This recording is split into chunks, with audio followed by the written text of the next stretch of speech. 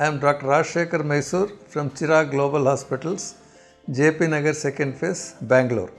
I am a practicing proctologist and colorectal surgeon for the past 25 years, and I am also a general surgeon for the past 35 years. Colon cancers caused by different varieties are there, different reasons.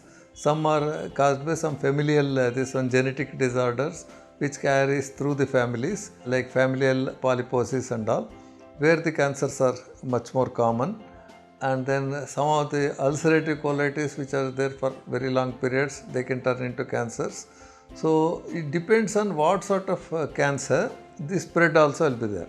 So usually there is something called, initially most of the regular colon cancers are supposed to be caused from an adenoma. Adenoma is a small growth which is benign, which has not become cancerous, but some of them will become cancerous in a long period when it is there. So most of them we try to remove it through colonoscopy and all that.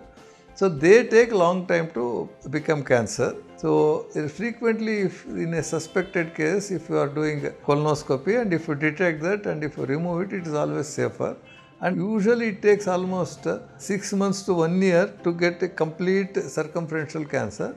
But one should not wait till you get a circumferential cancer and it gets blocked. So there are two major complaints by which we will suspect colon cancers. One is bleeding in the motion. So how do we differentiate whether it is bleeding from the piles or fissures or it is from the colon cancer? So usually cancerous bleeding will not be fresh blood, it will be mixed with stools, and many times it will be a little altered blood. It will not be red, bright red blood, and it will not be in the form of drops of blood if it is in the rectum and above. If it is in the anal canal cancer, then again it can be fresh blood.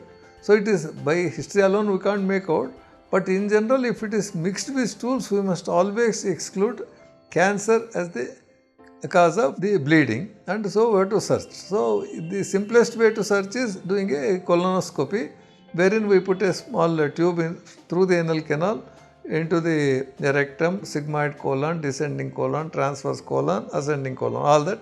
Complete checkup of the whole colon, will visualize it, and if required we take photographs of that, and we even take biopsies wherever we have doubt.